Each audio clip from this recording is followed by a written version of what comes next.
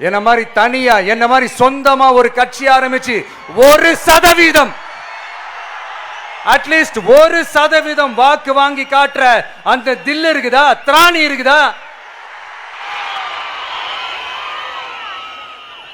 30 வருஷமா மக்கள் இயக்கமா இருந்து இன்னைக்கு மிகப்பெரிய ஒரு அரசியல் கட்சியா வளர்ந்து இந்த கூட்டணி கட்சிகள் மட்டுமே நம்பி இருக்கிற 75 வருஷ கட்சி, 50 வருஷ கட்சின்னு இன்னைக்கு ஆட்சி அதிகாரத்தில் இருந்துட்டு இருக்கிற இவங்க எல்லாரையும் மீறி இன்னைக்கு களத்துல தனியா நின்னு இந்த 2 வருஷத்துல முதன்மை சக்தியா வளர்ந்து 30% தாண்டி இன்னைக்கு மக்கள் ஆதரவை பெற்றிருக்கிற நமக்கு அனுபவம் இல்லையா?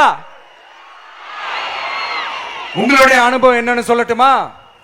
கட்சி ஆரம்பிச்ச அண்ணாவை மறந்தது, கட்சி ஆரம்பிச்ச எம்ஜிஆர் அவர்களை மறந்தது, கட்சியை வளர்த்த ஜெயலலிதா மேடம் அவங்களை மறந்தது.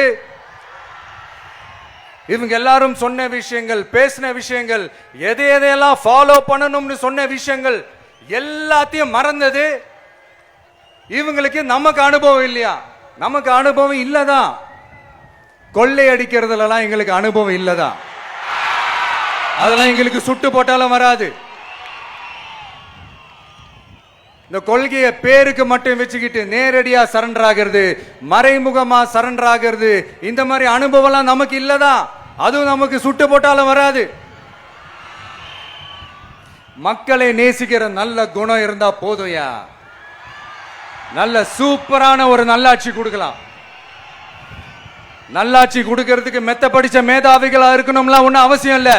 காமராஜர் அவர்கள் மாதிரியோ எம்ஜிஆர் அவர்கள் மாதிரியோ மக்கள் சக்தியின் துணையால, மக்கள் மேல அக்கறையா இருக்கக்கூடிய நல்ல அதிகாரிகளின் துணையால சூப்பரான ஒரு நல்லாட்சி என்னால கொடுக்க முடியும். செஞ்சு காட்டுறேன்.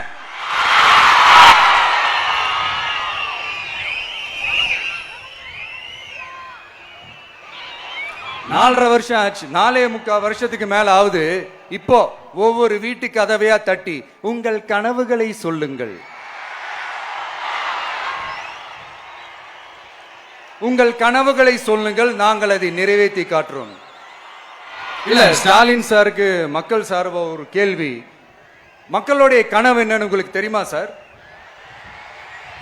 அது சரி, அவங்க என்ன நினைக்கிறாங்கன்னு உங்களுக்கு தெரியாது, அதுக்கப்புறம் எப்படி அவங்க கனவுகளை பத்தி உங்களுக்கு தெரியும்? மக்களோட கனவு என்னன்னு நான் சொல்லட்டுமா சார்? 2019, 2021, 2024 இந்த 3 தேர்தலையும் மக்கள் உங்களுக்கு வாக்களிச்சதுக்கு காரணம் நீங்க மக்களுக்கு ஏதாவது நல்லது